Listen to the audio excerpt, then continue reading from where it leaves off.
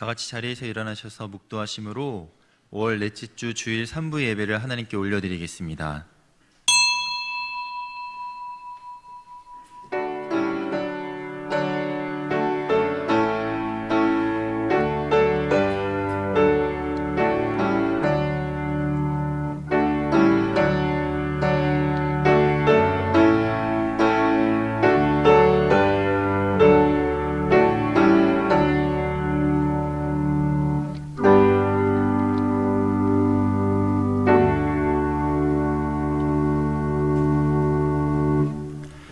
하나님은 영이시니 예배하는 자가 영과 진리로 예배할지니라.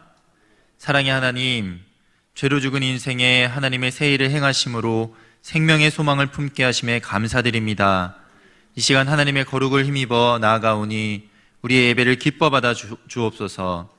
예배를 통해 하나님이 행하실 새 일을 바라보게 하시고 하나님의 임재 가운데 오직 아버지의 영광만이 드러나도록 성령님 인도하여 주옵소서. 예수님의 이름으로 기도드립니다. 아멘.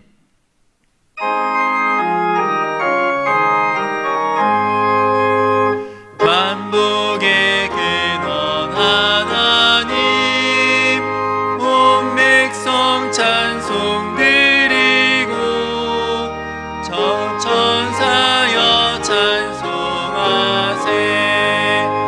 찬송 성부 성자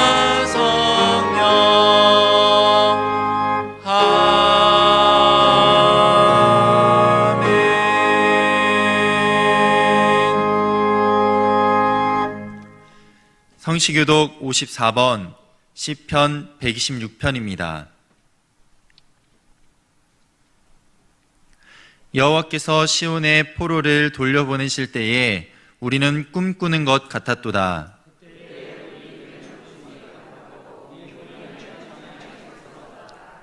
그때 문 나라 가운데에서 말하기를 여호와께서 그들을 위하여 큰 일을 행하셨다 하였도다.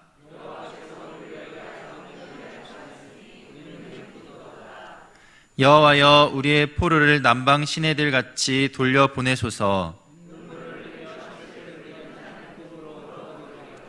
다 같이 하겠습니다. 울며 씨를 뿌리러 나가는 자는 반드시 기쁨으로 그 곡식단을 가지고 돌아오리로다. 아멘. 전능하사 천지를 만드신 하나님 아버지를 내가 믿사오며 그 외아들 우리 주 예수 그리스도를 믿사오니 이는 성령으로 잉태하사 동정녀 마리아에게 나시고 본디오 빌라도에게 고난을 받으사 십자가에 못 박혀 죽으시고 장사한 지 사흘 만에 죽은 자 가운데서 다시 살아나시며 하늘에 오르사 전능하신 하나님 우편에 앉아 계시다가 저리로서 산 자와 죽은 자를 심판하러 오시리라. 성령을 믿사오며 거룩한 공예와 성도가 서로 교통하는 것과 죄를 사하여 주시는 것과 몸이 다시 사는 것과 영원히 사는 것을 믿사옵나이다. 아멘.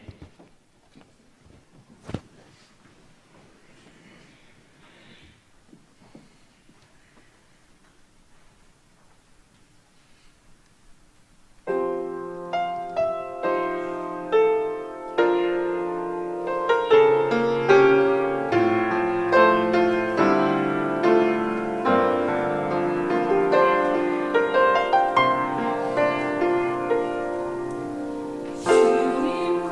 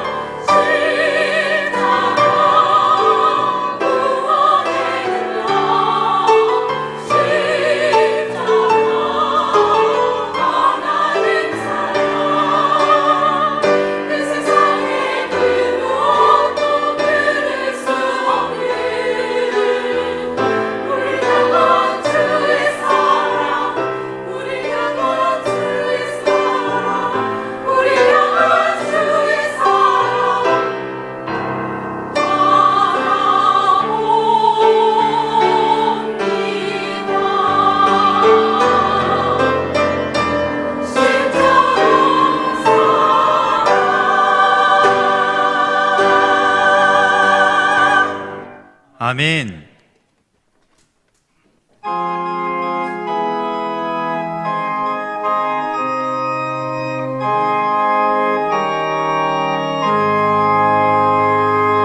예수는 나의 힘이요 내 생명 되시니 구주 예수 떠나 살면 죄 중에 빠지리. 눈물이 앞을 가리고 내 맘에 근심 쌓일 때 위로하고 힘주시니 주 예수.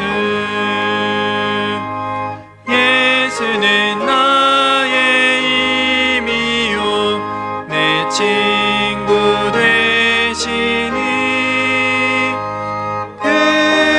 그늘을 항구하면 풍성히 받으리. 햇빛과 비를 주시니 추수할 곡식 많도다. 귀한 열매 주시는 주 예수. 예수는 나의 힘이요 내 기쁨 되시니 그 명령은 준행하여 늘 충성하겠네. 주야로 보호하시며 바른 길 가게 하시니 의지하고 따라가리 주 예수. 예수는 나의 힘이요 내 소망 되시니 이 세상을 떠나갈 때 본 영생 얻으리. 한없는 복을 주시고 영원한 기쁨 주시니 나의 생명 나의 기쁨 주 예수.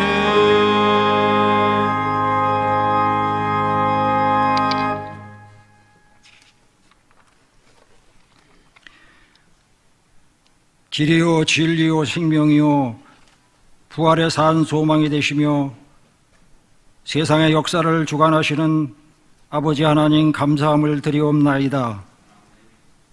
오늘도 생명 주시고 건강 주시고 믿음 주시어서 사랑하는 주의 성도들, 또 각 가정에서 영상으로 예배하는 모든 성도들, 이 시간 영과 진리로 예배하게 하심을 진심으로 감사함을 드리옵나이다.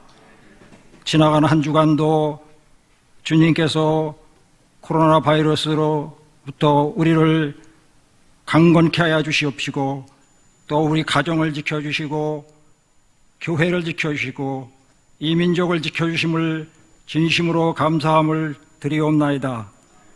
그러나 우리의 삶을 돌아볼 때에 또 하나님 마음에 합당치 못한 삶을 산 적이 많이 있었으며, 여러 가지의 생각과 말과 행동으로서 하나님 앞에 사람 앞에 잘못된 관계 속에서 산 적도 있음을 고백하오니, 우리의 모든 죄와 허물을 이 시간 용서하시고 오늘도 우리의 모든 무거운 것과 얽매이기 쉬운 죄를 벗어버리게 하시고 인내로서 우리 앞에 당한 경주를 하게 하시며 믿음의 주여 또 온전케 하시는 이인 예수님만을 바라볼 수 있는 귀한 예배의 시간 될 수 있도록 함께하여 주시옵소서. 하나님이 우리에게 주시는 것은 두려워하는 마음이 아니라 오직 능력과 사랑과 절제하는 마음이라고 하셨사오니, 오늘도 이 강단에서 선포되는 진리의 말씀, 생명의 말씀을 통하여서 우리 모든 성도님들이 심령이 하나님의 마음과 뜻이 하나 되게 하여 주시옵소서. 특별히 가정의 달입니다. 교회를 통하여 가정이 말씀으로 회복되게 하시고 가정을 통하여 교회가 든든히 말씀으로 세워지게 하여 주시옵시고 가정마다 하나님의 나라가 이루어질 수 있도록 은혜를 베풀어 주시옵소서. 특별히 세상의 분열과 다툼으로 한반이 세상 속에서 화해와 용서의 십자가를 증거하게 하여 주시옵시고 우리가 주님 앞에 가는 길이 아무리 험난한 장애물이 있다 해도 우리가 말씀 가운데 소망으로 모든 것을 극복하게 하여 주시옵시고 강하고 담대한 믿음으로 살아갈 수 있도록 은혜를 더하여 주시옵소서. 특별히 코로나 바이러스로 인하여 또 온 세계가 이렇게 어려운 가운데 있습니다. 바라기는 하나님의 능력의 치유의 역사의 손길로 종결되게 하여 주시옵시며 정상적인 예배와 모든 일상이 하나님의 은혜 가운데 회복될 수 있도록 은혜의 은혜를 더하여 주시옵소서. 아버지 하나님, 오늘도 드려지는 모든 예배 가운데 말씀으로써 예배의 본질을 회복하여 주시옵시며 교회의 정체성과 성도로서의 정체성을 바로 세워나갈 수 있도록 함께하여 주시옵소서. 특별히 우리 한국교회와 김포제일교회 모든 성도님들이 세속화와 세상의 이단의 영에 미혹되지 않게 하시고 기복신앙으로서 변질되지 않게 하여 주시사 오직 하나님의 진리의 말씀 가운데 굳건히 세워져 나갈 수 있도록 역사하여 주시옵소서. 특별히 국내외적으로 어려움에 처해 있는 이 민족 불쌍히 여겨 주시옵시고 다시 한번 하나님의 긍휼을 베풀게 하여 주시어서 어두운 현실 속에서도 더 밝게 빛나는 하나님의 정의와 공의를 바라보게 하여 주시옵소서. 오늘도 세계 열방에 나가 선교하는 우리 모든 선교사님들 기억하시고 그 선교사님들의 발길을 따라서 복음의 역사를 이루어가게 하여 주시옵시며 특별히 언어와 풍습과 환경이 다른 타국에서 오늘도 어려움 없게 하여 주시고 늘 영육간에 강건함으로 지켜 보호하여 주시옵소서. 아버지 하나님, 또 말씀 증거하시는 담임 목사님 영역과 지력과 체력을 더하여 주시고 오늘도 생명의 말씀, 진리의 말씀을 듣는 모든 성도들 가운데 또 가정 가운데 영혼의 쉼이 있게 하시고 평안과 사랑과 위로가 있게 하여 주시옵소서. 오늘도 말씀과 기도와 찬양을 통하여 하나님 홀로 영광 거두어 주시기를 원하옵고 살아서 역사하시는 예수 그리스도의 이름으로 감사하며 기도하옵나이다. 아멘.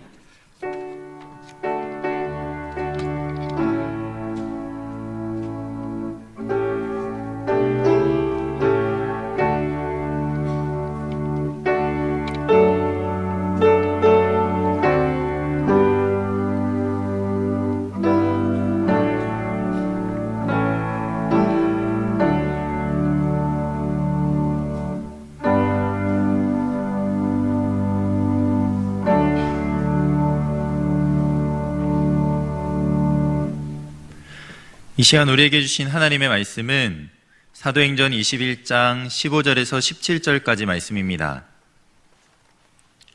신약 성경 225페이지입니다.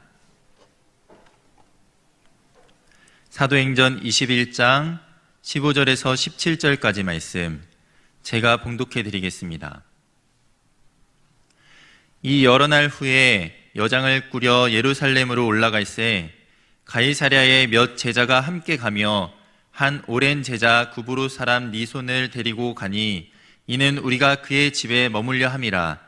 예루살렘에 이르니 형제들이 우리를 기꺼이 영접하거늘. 아멘.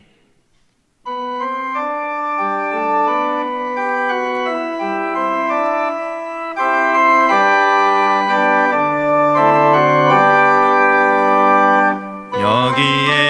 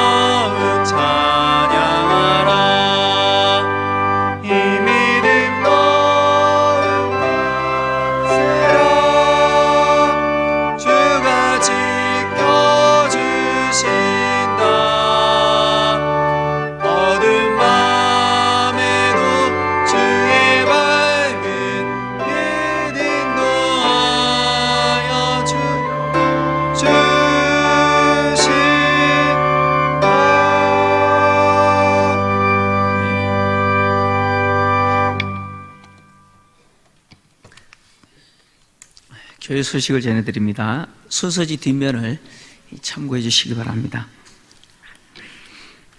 이번 주부터 주일학교 현장 예배가 고등부를 시작으로 순차적으로 진행이 됩니다. 이번 주는 고등부가 또 현장 예배를 2부 때 드렸고요. 다음 주부터는 영아부부터 또 중등부까지가 현장 예배가 진행될 예정입니다. 소망부 현장 예배는 점심 식사가 재개되면 시작하도록 하겠습니다. 그때까지 우리 어르신들 또 양해해 주시길 바랍니다. 교회 차량 운행도 다음 주부터 주일 예배 시간부터 진행됩니다. 주일 예배는 다음 주부터, 새벽 기도는 6월 1일 월요일부터, 그리고 수요 예배는 6월 3일, 금요 기도회는 6월 5일부터 차량 운행이 재개될 예정입니다. 차량 운행 시간표는 교회 홈페이지를 참고해 주시기를 바랍니다. 오후 찬양 예배를 비롯하여 또 점심 식사, 또 교회에 또 구역 모임이나 신방 등등 기타 교회 사역과 관련해서는 또 추후에 논의하여서 결정하여 또 알려드리도록 하겠습니다. 교회가 지금 계속해서 코로나가 확산되고 있는 중에 있기 때문에 더욱더 방역 과정을 또 철저히 준수하고 있습니다. 근데 저희 교회의 구조가 교회에 오셔서 바로 화장실을 이용하시는 분들은 정문을 이용하지 않고 화장실 방향 문으로 이 본당으로 바로 들어오시는 분들이 간혹 계십니다. 그렇게 되면 발열 체크나 또 오늘 예배 참석 확인서 작성 이런 것들이 다 이렇게 패스되죠. 하지 않고 그냥 본당에 오시는 경우들이 발생합니다. 그러니까 방역 사각 지대가 생기는 것이죠. 그래서 교회에 오셨을 때 본당으로 바로 들어오시지 않고 화장실부터 가시는 분들은 반드시 정문을 이용하셔서 들어오셔야 됩니다. 그래서 발열 체크도 하시고요, 또 손 소독도 하시고, 예배 확인서도 작성하시고 그렇게 하셔야 됩니다. 그렇게 해주시기를 바라고, 또 이 본관에 들어오신 분들은, 정문으로 들어오신 분들은 화장실 방향문을 자유롭게 사용하시면 되겠습니다. 또 아울러서 또 방역 사각 시간이 있습니다. 예배가 시작되고 한 15분 정도 지나면 또 그렇게 늦게 오시는 분들은 또 방역하지 않고 그냥 또 오시는 분들이 간혹 계십니다. 그래서 예배 시작되고 나서 15분이 지나면 본당을 출입하시지 않도록 그렇게 하도록 하겠습니다. 양해해 주시기를 부탁드립니다. 온라인으로 헌금을 내시는 분들 중에 작정 헌금 봉투에 확인 도장이 찍히지 않으시거나 안 왔거나 또 헌금 내용을 확인하기를 원하시는 분은 사무실에 가시면 확인하실 수가 있겠습니다. 남서울 남전도에 제42회기 제1차 순회 헌신 예배가 오늘 오후 2시 30분 영성교회당에서 있겠습니다. 교회에서는 1시 10분에 출발합니다. 문의는 김정환 장로님께 해주시기 바랍니다. 오교구 담당하고 있고 청장년부 담당하고 있는 우리 최근종 목사님, 조은정 사모님 넷째를 출산하셨습니다. 자랑스럽게 제가 자랑합니다. 넷째를 출산했습니다. 우리 목사님 만나시면 축하한다고 꼭 인사해 주시기 바랍니다. 할렐루야. 지금 코로나로 인해서 교회가 현장 예배를 회복하고 있지만 저희 교회 같은 경우도 현장 예배에 지금 한 40% 정도가 나오십니다. 나머지 60% 이상은 지금 영상으로 가정에서 예배를 드리는 형편입니다. 그래서 저희 교단을 비롯하여서 우리 기독교계에서 5월 마지막 주 5월 31일 주일은 예배 회복의 날로 선포하고 현장 예배를 출석교인 80%가 참여하는 목표로 지금 선포하고 진행 중에 있습니다. 제가 이렇게 보니까요, 물론 이제 교회에서 감염되는 그런 뉴스들도 듣고 있지만 어디보다 안전한 곳이 교회인 것 같아요. 여러분 카페 가보시고요, 한번 가보시면요, 사람들 정말 많죠. 마스크도 안 써요. 그 방역도 잘 하지 않잖아요. 교회가 제일 안전해요. 그래서 우리 혹시 영상 예배 드리시는 성도님들, 다음 주는 또 본당에 오셔서 현장 예배에 많이 오셔서 같이 또 예배 회복됐으면 좋겠습니다. 할렐루야. 오늘 3부 예배 때도 또 많이 현장에 오셨는데, 혹시 오늘 저희 교회에 처음 오신 분 계십니까? 방문하셨거나 또 등록을 원하시는 분 계시면 잠시 자리에서 일어나시면 환영하도록 하겠습니다. 혹시 계신가요? 네, 혹시 등록하지 않으신 분 가운데 등록을 원하신 분은 한층 아래 가시면 새가족 부실이 있습니다. 방문하셔서 또 등록하셔서 또 신앙생활 해주시기를 부탁드리겠습니다. 한번 기도하겠습니다. 살아계신 하나님 아버지, 코로나 바이러스가 창궐하고 전염병이 참 인간의 모든 삶을 단절시키고 또 고통을 주는 이런 환경 속에서도 우리가 이렇게 현장에 모여서 하나님께 예배 드릴 수 있는 은혜 주시니 감사합니다. 현장에서뿐만 아니라 또 형편에 따라 가정에서 예배 드리는 우리 성도들, 하나님이 그 예배 자리에 임재하여 주시고 주의 성령께서 예배 드리는 모든 성도들을 연합하셔서 하나 되게 하여 주시옵소서. 우리가 드리는 이 예배를 기쁘게 받으실 뿐만 아니라 또 우리의 마음을 담아 작은 예물 드린 이 물질까지도 하나님이 하나님의 나라와 영광을 위해서 사용하여 주시옵소서. 경제적으로 심히 어려움을 당하고 있습니다.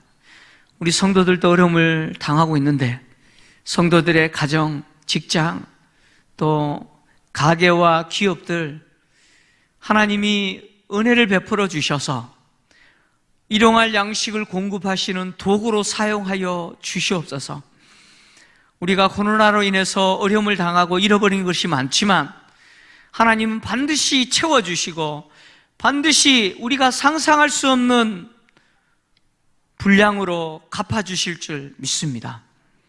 하나님 아버지, 육신의 연약함으로 고통당하는 성도들도 불쌍히 여겨주시고 반드시 고쳐주시옵소서. 암병뿐만 아니라 불치병과 희귀병까지도 하나님이 고쳐주셔서 일평생 우리 성도들 건강한 몸으로 하나님을 섬기고 가정을 세울 수 있도록 은혜를 베풀어 주시옵소서. 우리 주일학교 예배가 현장 예배로 완전하게 회복될 수 있도록 하나님이 도와주시고 또 우리 자녀들 다음 세대의 사람으로 교회가 잘 준비할 수 있도록 도와주옵소서.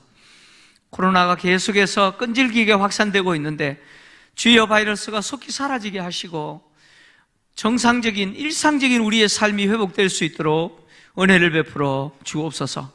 바이러스 중에서도 우리 어르신들의 건강을 지켜주시고 또 이 현장 예배가 회복될 수 있도록 하나님 은혜를 베풀어 주시옵소서. 오늘도 진리의 말씀을 듣기를 원합니다. 주님의 성령께서 우리의 귀를 열어주시고 우리 교회 공동체가 코로나 이후에 어떤 모습으로 회복되어야 될지 말씀하여 주시고 또 말씀을 들은 대로 우리가 순종할 수 있도록 은혜를 베풀어 주옵소서. 부족한 종을 도구로만 사용해 주시기를 간절히 원하옵고 예수님의 거룩하신 이름으로 기도하옵나이다. 아멘. 할렐루야. 우리 전후좌우로 이렇게 한번 보시고 누가 오셨는지 환영합니다. 사랑합니다. 환영합니다.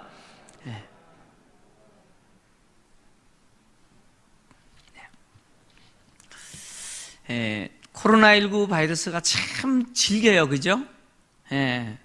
지금 확산 중에 있는 코로나 바이러스는 약간 변형된 바이러스라고 합니다. 그러니까 유럽형이라 그러죠. 유럽에서 들어온 바이러스인데 이 바이러스가 또 확산력이 더 강하답니다. 그래서 잠깐의 우리 방심도 확산될 수가 있는 그런 여지가 있습니다. 그래서 참 불편하시지만 예배 중에도 마스크를 정확하게 잘 착용을 해주시고 또 이동하실 때는 거리두기 잊지 않으시면 좋겠습니다. 코로나 사태로 현장 예배가 중단됨으로 인해서 이 사도행전 강해가 중단이 됐어요. 같이 중단이 됐는데 오늘부터 사도행전 강의를 다시 시작합니다. 이 사도행전 그러니까 되게 반갑죠? 반갑죠? 저도 너무 반갑습니다. 다시 사도행전 강의를 다시 시작하게 돼서 너무 감사한데 또 이제 오늘 본문을 다루려고 보니까 앞에 내용을 우리가 다 잊어버렸어요. 아마 무슨 내용이 있었는지 아마 다 잊어버렸으리라 생각합니다. 저도 이 앞에 내용이 뭔지 다시 제가 설교했던 내용들을 다시 듣고 또 살폈습니다. 오늘 본문을 이해하려면 앞에 내용들을 좀 이해하는 게 필요합니다. 그래서 앞에 내용을 조금 요약해서 제가 좀 정리해서 말씀을 드리면, 바울은 3차 선교 여행을 에베소를 중심으로 아시아 지역에서 3년 동안 진행했습니다. 특히 에베소를 중심으로 3년 동안 바울이 전한 복음은 아시아 전역에 전해졌어요. 그래서 바울이 이제 3년 동안 이 사역을 마무리하고 복음이 전해지지 않는 스페인, 스바나죠. 스바나로 갈 것을 결정을 합니다. 이 가는 길에 로마를 경유하고 예루살렘을 경유하여 가기로 결정했는데, 로마를 경유하려고 했던 이유는 뭐냐면 스페인으로 가는 그 길에 로마 교회 성도들이 바울을 보내주기를 원했기 때문에 그렇습니다. 그래서 로마 교회 성도들과 교제하고 로마 교회 성도들이 자기를 스페인으로 보내주기를 바라서 로마를 경유하기로 결정했고, 그 다음에 예루살렘을 경유하기로 결정한 이유는 지금 예루살렘 교회가 경제적으로 어려움을 겪고 있습니다. 경제적으로 핍절한 어려움을 겪고 있기 때문에 바울은 이 소식을 듣고 로마로 가는 길에 그 아시아 지역, 특히 갈라디아 지역 교회들과 그리스 지역, 마게도냐와 아가야 지역 교회들에게 예루살렘 교회를 돕는 구제를 부탁을 했습니다. 그래서 그 지역 교회들을 방문하여 구제 헌금을 모을 뿐만 아니라 각 지역 교회 대표들로 전달할 수 있도록 각 지역 교회 대표들과 지금 함께 이제 에베소에서 출발하여서 마게도냐를 경유하여 지금 예루살렘으로 여행하고 있는 중이죠. 예루살렘으로 지금 가고 있는 중입니다. 바울의 계획은 예루살렘에 오순절이 되기 전에 도착하는 거죠. 이 오순절 절기에 맞춰서 정확하게 예루살렘에 도착하는 것이었습니다. 그래서 이 여행하는 기간이 굉장히 촉박했죠. 그래서 바울은 밀레도에서는 에베소 인근한 에베소 도시를 얼마든지 방문할 수 있었음에도 불구하고 방문하지 않고 에베소 교회 장로들을 청하여서 밀레도에서 작별 인사를 했습니다. 그리고 그곳에서 배를 타고 마침내 어디에 도착했느냐? 팔레스타인 땅인 수리아 지역에 도착을 했습니다. 수리아 지역 도시 가운데 두로라고 하는 도시에 도착했죠. 이 두로에 도착하여 바울이 7일 동안 머뭅니다.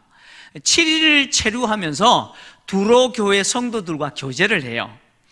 성령께서 두로 교회 성도들에게 뭘 알려주시느냐면, 바울이 예루살렘으로 올라가면 환난을 겪게 될 거다, 박해가 있을 거다라고 하는 사실을 알려줍니다. 그래서 두로 교회 성도들이요, 바울에게 예루살렘으로 올라가지 말라고 막 만류해요. 그럼에도 불구하고 바울은 이미 죽기까지 각오했잖아요. 죽음을 각오하고 지금 예루살렘으로 가고 있기 때문에 두로 교회 성도들의 만류를 거절합니다. 그래서 바울과 일행을 두로 교회 성도들은 어디까지 배웅하느냐? 해변에 배 타는 데까지 나와서 처자 다 동원해서 마지막 가는 바울을 배웅하죠. 그래서 바울은 이제 두로를 떠나서 다시 배를 타고 돌레마이에 도착하여 하루를 보냅니다. 그곳에서도 하루를 보내면서 돌레마이 교회 성도들과 또 교제하죠. 그리고 이튿날 다시 배를 타고 가이사라까지 옵니다. 마침내 이제 유대 땅에 도착한 거죠. 가이사라에 도착한 바울과 일행들은 가이사라에 정착하여 살았던 7 집사 가운데 하나인 전도자 빌립의 집에 이제 여러 날을 그곳에 머물게 됩니다. 전도자 빌립은요, 결혼하지 않은 딸 넷이 있었죠. 딸 넷이 있었는데 이 딸 넷 전부가 이 빌립이, 아버지 빌립이 전도자잖아요. 당시 초대교회 전도자는 복음을 전하여 교회를 세우는 역할을 하는 사람이에요. 빌립처럼, 아버지 빌립처럼 이 네 딸도 아버지를 도와서 교회를 세우는 자로서 중요한 역할을 했는데 바로 선지자의 역할을 했습니다. 이 네 딸이 선지자의 역할을 했습니다. 이렇게 바울과 일행들이 가이사라에 있는 빌립의 집에서 가이사라 교회 성도들과 교제하고 있을 때 유대로부터 누가 내려오느냐? 가이사라로 아가보라고 하는 선지자가 내려와요.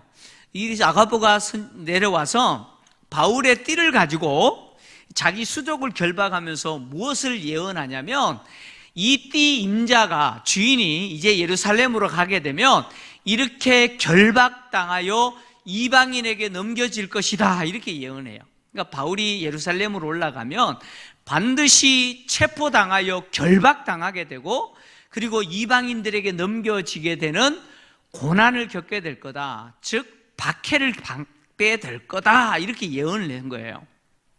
이 예언을 들은 바울과 지금 함께 동행하는 누가를 비롯하여 동행한 각 교회 지도자들과 리더들과 그리고 가이사라 교회 성도들은 바울에게 예루살렘으로 올라가면 안 된다고, 예루살렘으로 올라가지 말 것을 간곡하게 만류합니다. 눈물로 만류해요. 울면서 예루살렘으로 올라가지 말 것을 호소하죠. 그럼에도 불구하고 바울은 이미 복음을 전하는 일을 마무리하기 위해서 나는 죽기를 각오했다. 나는 죽겠다는 거죠. 나는 죽을지언정 나는 예루살렘으로 올라가겠다라고 이렇게 단호하게 이 동행들과 가이사라 교회 성도들의 만류를 거절합니다. 그러니까 바울이 너무 확고하게 죽기를 각오하고 예루살렘으로 올라가겠다고 말을 하자 이 동행들과 가이사라 교회 성도들은 더 이상 어떻게 만류할 수 없잖아요. 그래서 주의 뜻이 이루어질지어다 라고 말을 하고 만류를 멈췄다라고 하는 내용이 바로 앞의 내용이에요. 그러니까 주의 뜻이 이루어진다는 것은 하나님이 정하신 뜻이, 주님이 바울을 향하여 정하신 뜻이 예루살렘에 올라가서 죽는다고 한다면 그 뜻도 이루어지기를 원한다, 이런 말이겠죠. 어찌하든지 주님의 뜻이 이루어지기를 바란다라고 말을 하면서 바울을 만류하는 것을 멈췄습니다. 바울이 가이사라의 빌립의 집에 얼마나 오랫동안 체류했는지 정확한 날짜는 모릅니다. 근데 누가가 오늘 기록하기를 여러 날이라고 기록하죠. 상당히 좀 긴 기간을 머물렀던 것 같아요. 지금까지 바울은요, 이 팔레스타인 땅에 도착한 이후에 두로에서 7일을 머물렀습니다. 그리고 돌레마이에서 하루를 머물고 가이사라에서 여러 날을 머물렀는데, 사실 오순절 전에 예루살렘까지 가려고 많이 지금 급하게 여기까지 온 거 아니에요? 근데 지금 7일을 머물고 하루, 그리고 가이사라에서 여러 날을 머물 수 있었던 이유는 뭐냐면 생각보다 바울이 일찍 도착한 거예요. 그러니까 바울이 여유가 생긴 거죠. 오순절에 맞추어서 예루살렘으로 가기에는 바울에게서 상당히 시간적으로 여유가 생긴 거예요. 근데 바울이 이렇게 자기에게 생긴 이 여유의 시간을 어떻게 활용했느냐? 성도들과 교제하는 것으로 활용했다는 거예요. 사도행전에서 우리에게 보여주고 있는 교회의 아름다운 모습은 어떤 모습이냐? 성도들이 친밀하게 교제하는 모습이에요. 그러니까 사도행전이 우리에게 보여주고 있는 교회의 아름다운 모습은 성도들이 친밀하게 교제하는 그런 그림입니다. 초대교회의 성도들은요, 신분과 지역 그리고 인종을 초월하여서 그리스도 안에서 친밀한 교제를 나누었습니다. 사도행전에 등장하는 교회들은 지역교회라고 하는 특징이 분명히 있습니다. 에베소 교회, 갈라디아 교회, 고린도 교회, 이런 지역교회라고 하는 특징이 분명히 있어요. 그럼에도 불구하고 이 사도행전에 등장하는 초대교회는요, 이런 지역교회라고 하는 특징을 뛰어넘어서 그 지역교회의 한계를 극복하고 모든 성도들이 서로 영접하고 그리고 섬기고 돌보아주는 아름다운 모습을 우리에게 보여줍니다. 이게 교회의 모습이다라고 보여주고 있죠. 오늘 우리가 보게 될 이 본문도 마찬가지예요. 짧은 본문이잖아요. 이 짧은 본문에 등장하는 가이사라 교회 역시 이렇게 아름다운 교회의 모습을 보여줍니다. 특별히 이 가이사라 교회는요, 바울 일행을 돌보아 줄 뿐만 아니라 바울 일행이 예루살렘으로 올라갔을 때 그 예루살렘에서 체류할 수 있는 것까지 준비하고 책임지는 모습을 보여줘요. 그러니까 가이사라 교회는 바울과 바울 일행을 돌보고 섬기는 그 일에 끝까지 책임져 주는 모습을 보여줘요. 바울은 여러 날 지난 이후에 이제 여장을 꾸려서 예루살렘으로 올라갑니다. 이 가이사라에서 이제 예루살렘으로 올라가는데, 바울은 지금까지 에베소에서 출발한 이후에 이 가이사라까지 도착하는 이 과정에서 주로 이동할 때 배를 이용했죠. 그죠? 배를 이용하고 또 육지에서는 육로로 걸어서 이동했어요. 근데 이 마지막 가이사라에서 예루살렘까지 이동은 걸어서 이동하지 않고 짐승을 타고 이동합니다. 여기 여장을 꾸려라는 말이 있죠. 이 여장을 꾸려라는 말은 무슨 뜻이냐면 말의 안장에 필요한 것을 싣고서, 이런 뜻입니다. 그러니까 말이나 짐승에 뭘 얹었다는 거예요? 안장을 얹었다는 거예요. 왜 안장을 얹어요? 타려고 얹은 거죠. 타려고. 그러니까 바울이 지금 일행과 함께 지금 예루살렘으로 가는 이 여행은, 마지막 가이사라에서 출발한 이 여행은 걸어서 가지 않고 말인지 낙인지는 정확하게 모르겠으나 짐승을 타고 이동했다는 거예요. 이렇게 이동을 하는데 가이사라에서 예루살렘까지의 거리가 대략 103km입니다. 가까운 거리가 아니잖아요. 이 정도 거리를 짐승을 타고 이동할 경우 대략 한 이틀 정도 걸렸습니다. 이렇게 이제 가이사라를 출발하여서 예루살렘으로 가는데, 오늘 누가가 이렇게 바울 일행뿐만 아니라 가이사라 교회의 제자들도, 일부 제자들, 가이사라 교회의 제자들이, 몇 제자들이 함께 바울 일행과 동행했다, 이렇게 기록하죠. 가이사라의 몇 제자가 바울 일행과 동행하게 된 이유가 뭔가, 오늘 16절은 이렇게 기록하고 있죠. 가이사라의 몇 제자가 함께 가며 오랜 제자 구브로 사람 나손을 데리고 가니 이는 우리가 그 집에 머물려 함이라, 이렇게 우리 개역 개정은 번역을 했습니다. 개역 개정은요, 어떤 식으로 번역했냐면 가이사라의 몇 제자다 함께 하는데 그들이 오랜 제자 나손을 함께 데리고 갔다는 거예요. 이유가 뭐냐? 나손의 집에 체류하려고, 예루살렘에 있는 이 나손의 집에 바울 일행이 체류하려고 그렇게 나손을 데려갔다, 이렇게 번역했는데 이 번역은 정확한 번역이 아닙니다.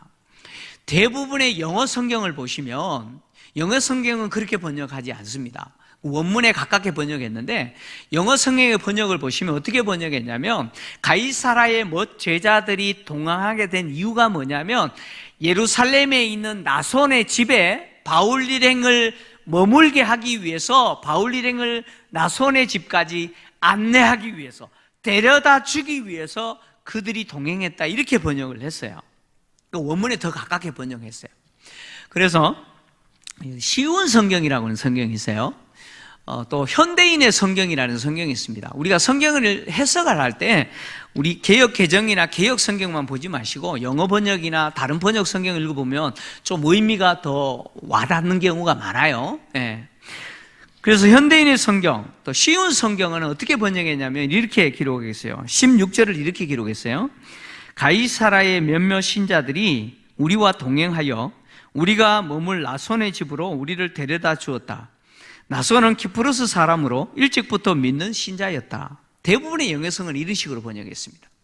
그러니까 나손을 함께 데려간 게 아니고 가이사라의 몇 제자들이 바울 일행과 동행하면서 그들을 예루살렘에 있는 나손의 집까지 데려다 줬다. 근데 그 나손은 누구냐? 구브로 출신이고 오래된 제자다, 그렇게 번역을 했습니다. 제가 왜 이 이야기를 강조하냐면, 지금 가이사라 교회 성도들이 바울 일행을 어떻게 섬기는지를 좀 보시라는 거예요. 이 사람들이 나손의 집에 바울 일행을 데려다 주려고 의도적으로 동행하죠. 그죠? 의도적으로 동행합니다.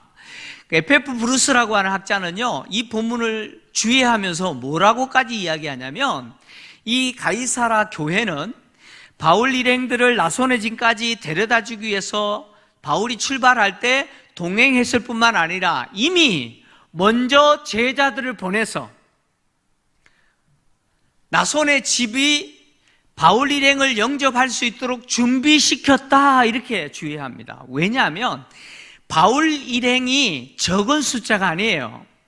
이제 뒤에서 보겠습니다만은 최소한 9명이 넘어요. 적은 숫자가 아니에요. 이 많은 숫자가 머물 수 있는 집으로 나손의 집이 준비될 수 있도록 미리 보내서 준비했다는 거예요. 그만큼 가이사라 교회는 바울 일행을 섬기는데 최선을 다했어요. 누가는 바울 일행이 예루살렘에서 머물게 될 집으로 나손의 집이라고 이야기하면서 그 나손이 어떤 사람이냐, 두 가지 정보를 이야기합니다. 그는 구브로 출신이고 오랜 제자다, 이렇게 이야기했죠. 이 오랜 제자다라는 표현은 처음부터 제자였다, 이런 뜻입니다. 처음부터 제자였다. 이게 무슨 의미냐?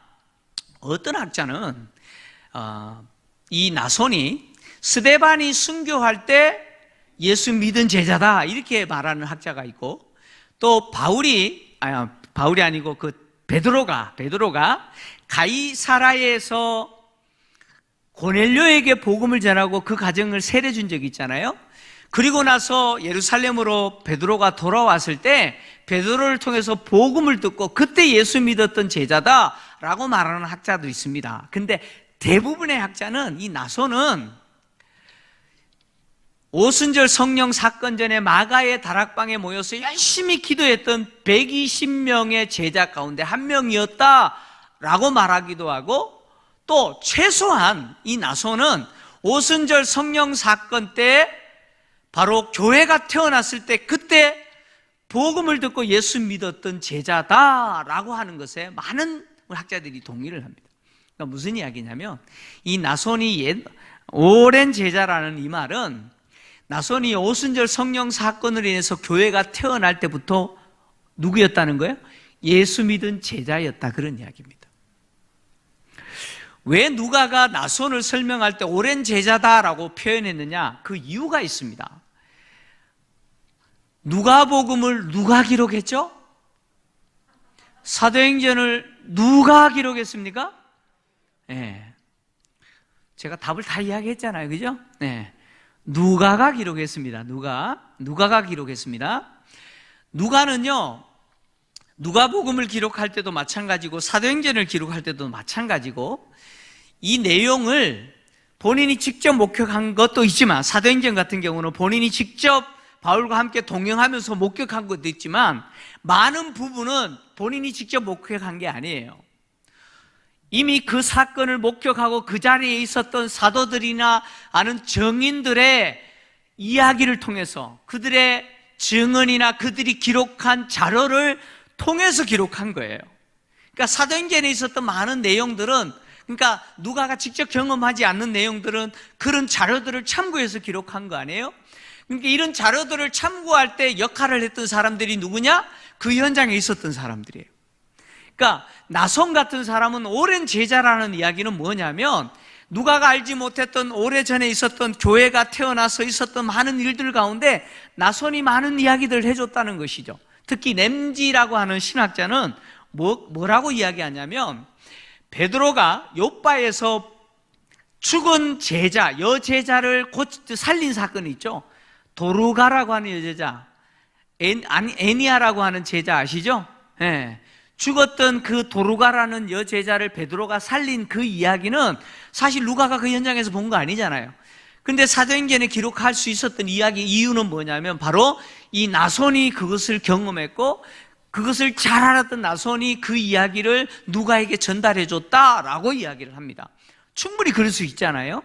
그러니까 누가는 사도행전을 기록하면서 이 오랜 제자 나손을 통해서 많은 정보들을 들었다, 그런 이야기입니다. 그만큼 성경이 기록되는데 이 나손이 많은 부분에 있어서 역할을 했다, 그런 이야기죠. 근데 이 나손이 어디 출신이냐? 구브로 출신이라고 이야기합니다. 구브로 출신 유대인이라고 이야기해요. 그러니까 나손이라는 이 사람은요, 팔레스타인 땅, 즉 유대 땅에서 태어난 정통 유대인이 아니다, 그런 이야기예요. 이 나손은 이방 땅, 즉 구브로에서 태어난 헬라파 유대인으로서 예수 믿는 사람이라는 이야기죠. 특히 나손이 태어난 구브로는 바울이 1차 선교 여행했던 선교 여행 때 동행했던 바나바라고 하는 사람 아시죠?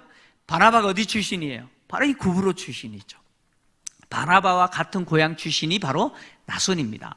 근데 이 나손이 헬라파 유대인임에도 불구하고 그가 어디에 집을 갖고 있어요?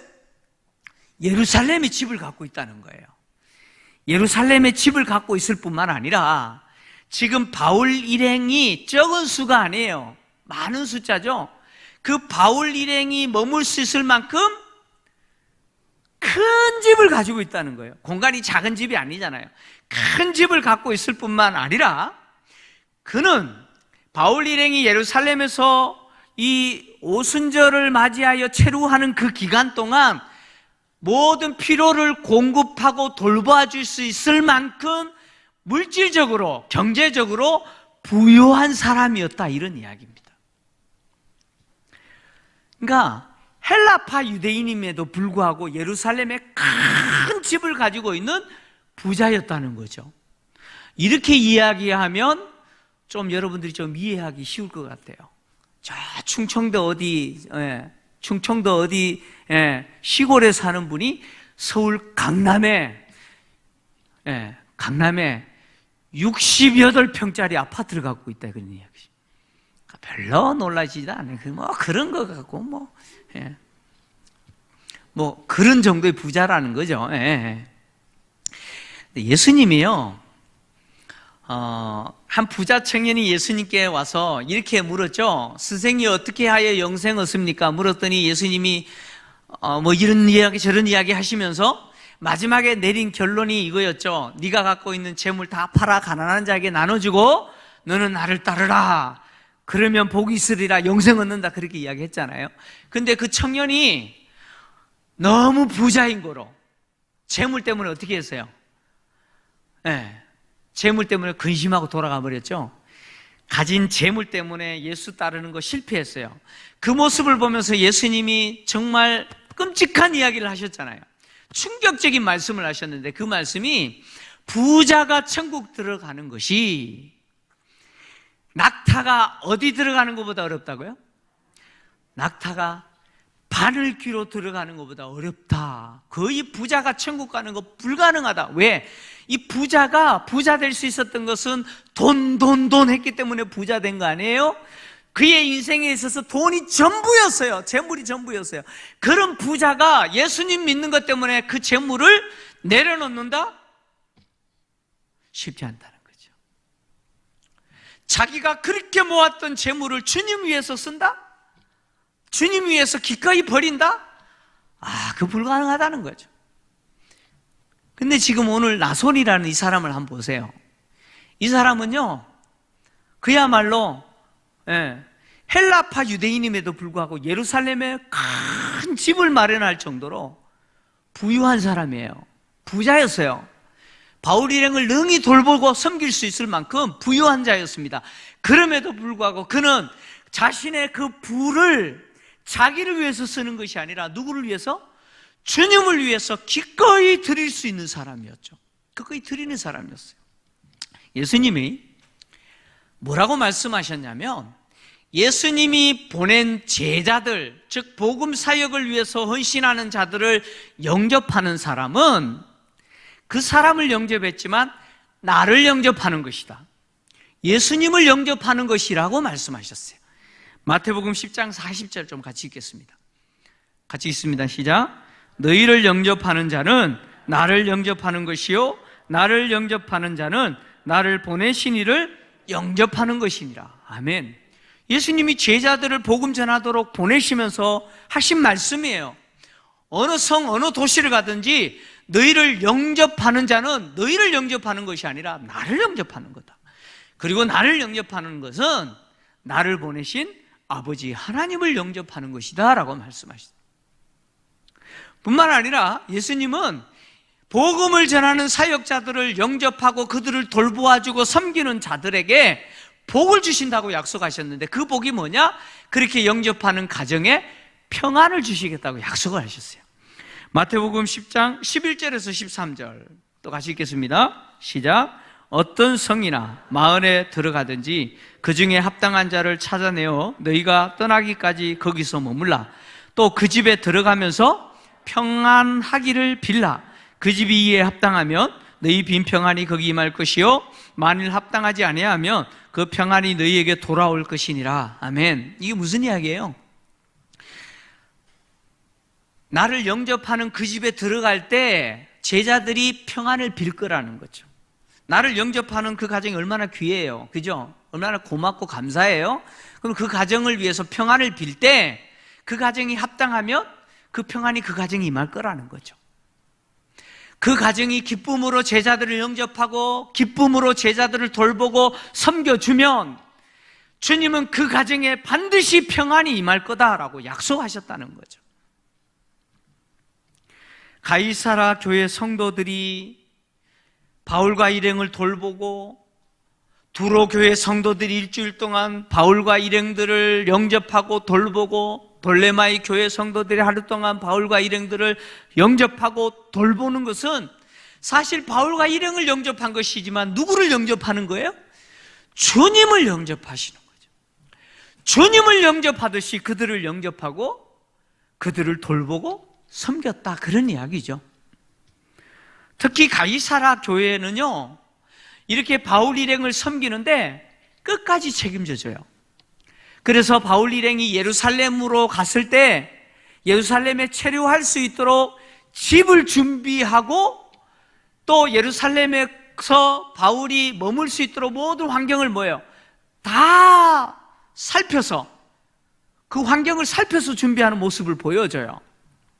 가이사라 교회 성도들이 예루살렘에서 바울이 체류할 수 있도록 나손의 집을 체류지로 결정하게 된 것은 매우 중요한 두 가지 이유 때문입니다.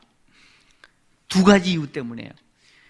첫 번째 이유는 뭐냐면 지금 바울 일행이 적은 숫자가 아니라고 이야기했습니다. 그러니까 9명이라고, 제가 최소 9명이라고 그랬어요.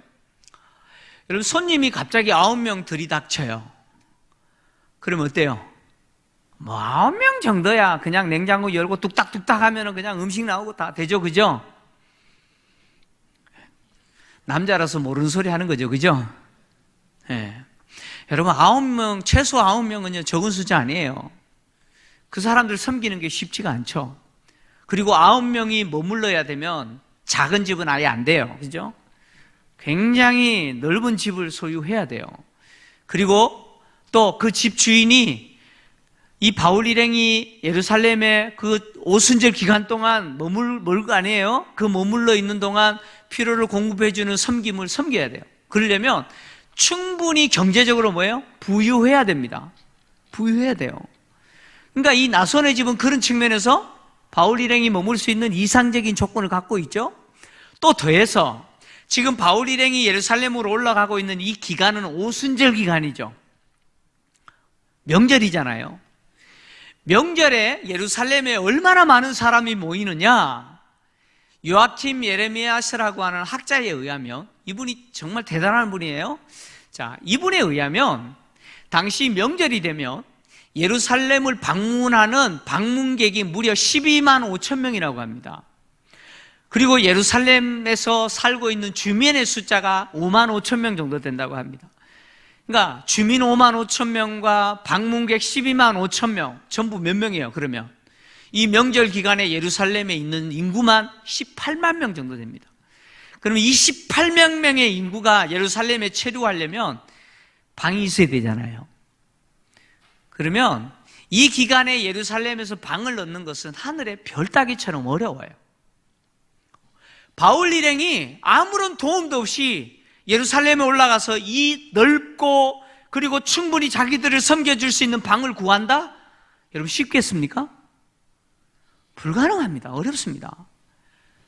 그러니까 지금 가이사라 교회 성도들이 얼마나 이 바울 일행이 예루살렘에서 머물 수 있도록 정말 최선을 다해서 끝까지 책임져 주는지 보이시죠? 보이세요? 보이셔야 돼요. 얼마나 바울 일행을 섬기는 일에 최선을 다하는지 보여줍니다. 그러니까 나소원의 집은요, 가장 이상적인 환경을 갖고 있는 집이었습니다. 또 나손의 집을 바울 일행이 머물 수 있는 집으로 결정하게 된 또 중요한 이유가 또 한 가지 있어요. 두 번째 이유인데, 그 이유는 뭐냐면 바울 일행이 머물 수 있는 집은요, 이방인과 교제하는데 용이한 집이어야 합니다. 이게 무슨 이야기냐? 우리가 그냥 쉽게 생각하면 이렇게 생각할 수 있잖아요. 바울 일행이 지금 예루살렘 교회를 방문할 거 아니에요. 그러면 예루살렘 교회가 바울 일행을 영접하고 예루살렘 교회 성도들 가정 가운데 한 집을 그냥 오픈해가지고 바울 일행을 영접하고 섬기면 되지 않나? 왜 그렇게 하지 않지? 이런 생각할 수 있죠. 좀 끄덕여 보세요. 그런 생각 안 하셨더라도 제가 지금 이야기하고 있잖아요. 아니, 예루살렘 교회가 바울 일행을 영접하고 그 교회 성도들 가운데 누군가가 집을 오픈하고 그들을 섬기면 되잖아요. 그러면 될 건데 왜 굳이 이렇게 나손의 집을 선택했느냐? 이유가 있어요. 예루살렘 교회가 바울 일행을 영접하는 것은 쉽지가 않습니다. 당시 상황이 그렇다, 그런 이야기예요. 왜냐하면 바울 일행 중에는요, 유대인도 있지만 이방인도 있습니다. 이방인이 있어요. 자, 사도행전 20장 4절을 좀 보겠습니다. 지금 바울과 동행하고 있는 각 교회 대표들이에요. 자, 한번 읽겠습니다. 시작. 아시아까지 함께 가는 자는 베레아 사람 브로의 아들 소바더와 데살로니가 사람 아리스다고와 세군도와 더베 사람 가이오와 및 디모데와 아시아 사람 두기고와 두로비모라. 몇 명의 이름이 기록되어 있어요? 몇 명이요? 지금 7명의 이름이 기록되어 있어요. 여기 이름이 기록되어 있지 않는 또 한 사람이 있죠? 이 사도행전을 기록하고 지금 이 일행에 동행하고 있는 누가가 또 함께 있어요. 그럼 몇 명이에요? 8명이죠. 여기에 또 누가 있어요? 바울이 있죠. 그럼 몇 명이에요? 9명. 최소 9명이에요. 근데 이 7명 중에 에페프 브루스라고 하는 학자에 의하면 3명은 할례 받은 사람들이에요. 그러니까 유대인이라는 거예요. 그 3명은 누구냐면 디모데, 그리고 소바더, 아리스다고는 할례 받은 유대인입니다. 그러니까 이 사람들은 그냥 예루살렘 교회 성도들이 교제할 수 있고 유대인들이 교제하기에 거리낌이 없어요. 근데 문제는 뭐냐? 이 7명 중에 4명 더해서 사실 누가까지 포함되는 거예요. 5명 정도는 뭐예요? 이방인입니다. 할례 받지 않는. 에페프 브루스에 의하면 세군도, 가이오, 두기고와 드로비모라고 하는 이 사람들은 할례 받지 않는 이방인이라고 이야기합니다. 이방인이에요. 아니, 예루살렘 교회 성도들이 이방인과 교제하면 되지, 뭐 문제가, 그게 뭐 문제냐, 이렇게 생각할 수 있지만 아닙니다. 당시 상황에서 비록 예루살렘 교회 성도들이라고 할지라도 이방인과 교제하는 것이, 특히 이방인과 함께 식사 교제하고 자기 집을 이방인에게 오픈한다? 여러분, 이거 쉽지가 않습니다. 이거 쉽지가 않아요. 또 더해서 지금 예루살렘 교회에는 바울에 대한 아주 안 좋은 소문이 들렸어요. 바울이 이방 지역에서 유대인들을 가르칠 때 뭐라고 가르쳤다는 소문이 들렸느냐면, 모세를 배신해라. 이 말은 율법 버려라. 율법 지키지 마라. 그리고 유대인이라고 하는 신분의 정체성을 이야기하는 할례, 그 자녀들에게 행하지 마라. 그리고 유대인들이 지키는 관습, 정통이죠. 그 전통, 관습을 지키지 마라라고 유대인들에게 가르쳤다라고 하는 소문이 예루살렘에 있는 유대인들에게 들려졌어요. 그러니까 예루살렘 교회 성도들에게도 이 소식은요, 바울에 대해서 분노할 만한 소식이었어요. 예루살렘 교회의 구성 멤버는 원래 처음에는 유대인 그리스도인들뿐만 아니라, 그러니까 정통 유대인 그리스도인뿐만 아니라 헬라파 유대인 그리스도인들로 구성되어 있었어요. 그러다가 스데반의 순교로 인해서 헬라파 유대인 그리스도인들이 다 흩어져 버렸잖아요. 그리고 나서 정통 유대인 그리스도인들로 지금 예루살렘 교회 성도들이 구성되어 있는 거예요. 그러니까 정통 유대인 그리스도인들의 입장에서 바울이 이방 땅에서 그런 식으로 가르쳤다는 소식을 들었을 때 바울에 대해서 분노합니다. 이제 다음 시간에 볼 거예요. 바울에 대해서 분노하는 감정이 있었어요. 이런 상황에서 바울 일행을 기쁘게 자기 집을 오픈하고 영접할 수 있어요? 못합니다. 할 수 없어요.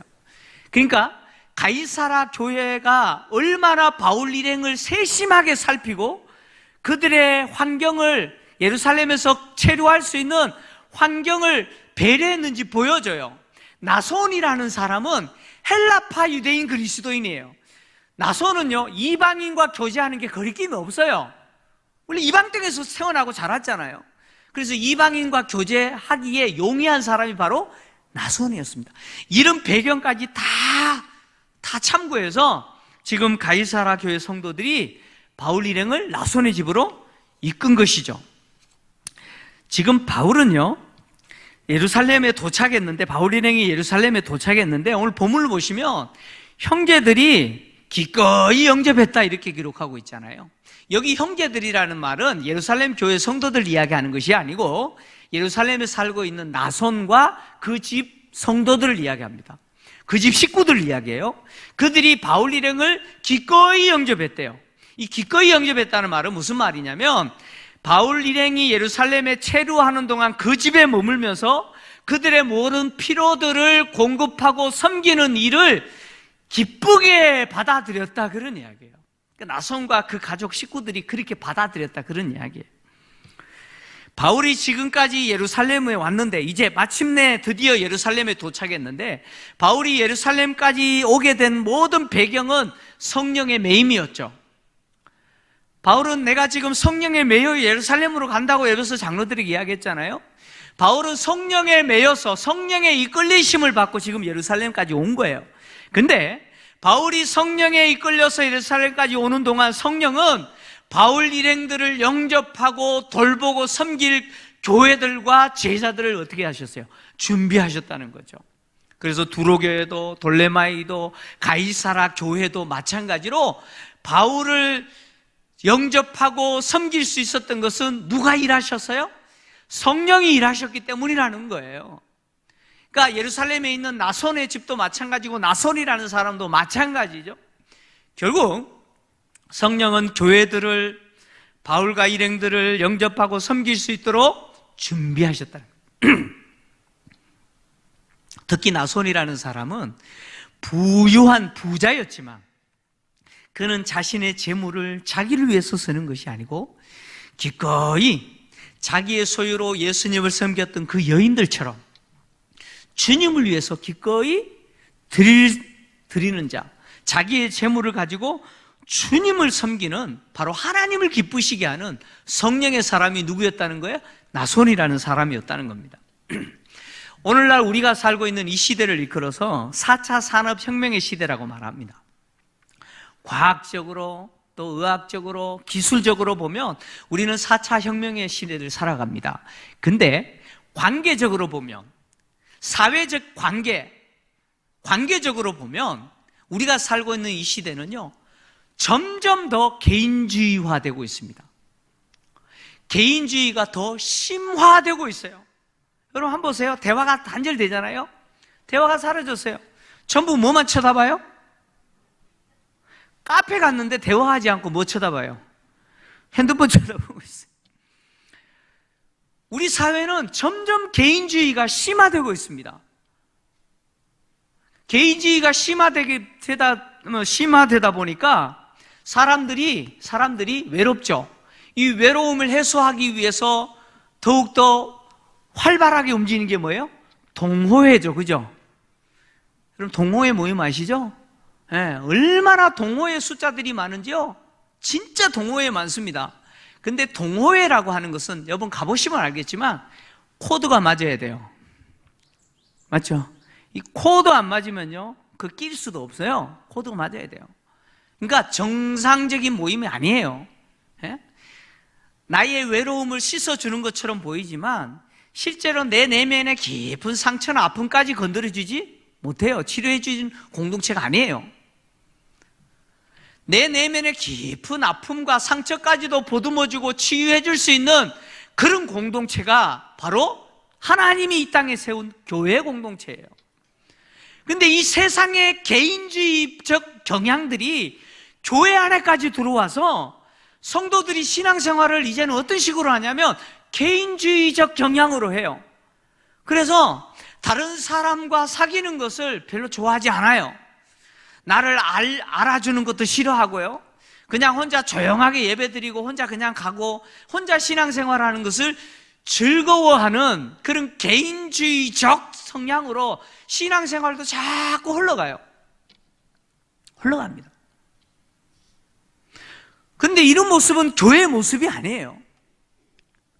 하나님이 이 땅에 세운 교회 공동체는 그리스도의 몸으로서 성도들이 피차 사귀고 교제하고 친교하면서 서로 자신의 소유와 자신의 환경으로 섬기고 돌보는 공동체, 이런 공동체가 교회 공동체예요. 개인주의적 성향이 더 강해지는 세상에 이 코로나19는요 더 치명적인 해를 가했죠. 아예 사람들을 만나지 못하게 만들어버릴 뿐만 아니라 손도 못 잡게 만들고 밥도 못 먹게 만들어버리죠. 그러잖아요? 이 코로나가요 얼마나 우리에게 심각한 해를 끼쳤는지 보여줍니다. 교회도 마찬가지예요. 예? 관계를 더 단절시키고 더 멀리 만들어버려요. 거리두기까지 하게 만들어버리잖아요. 코로나 이후에 우리 교회가 회복돼야 될 모습은 어떤 모습이냐?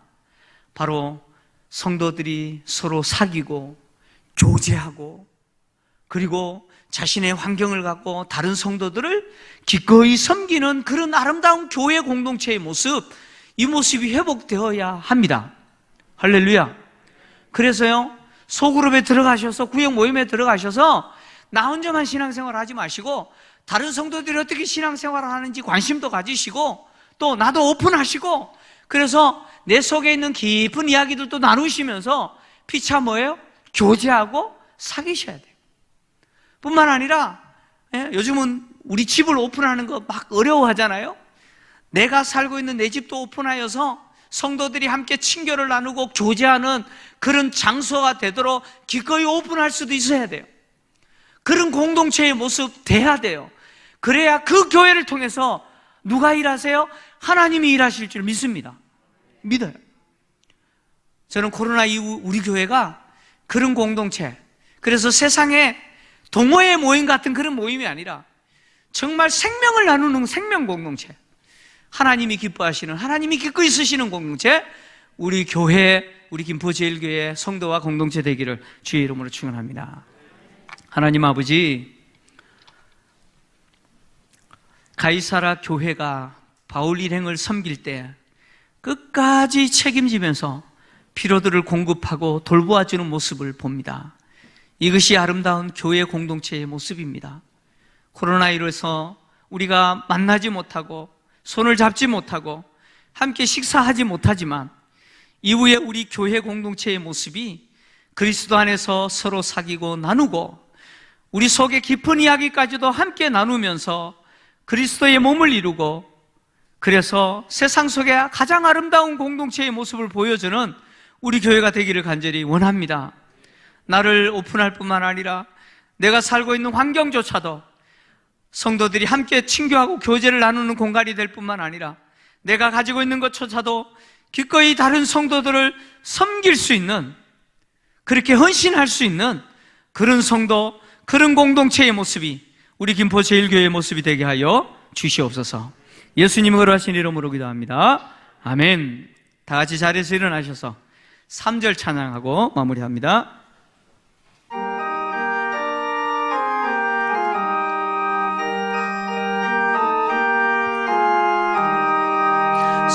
사랑하는 주님 앞에 형제자매 한자리에 그 신을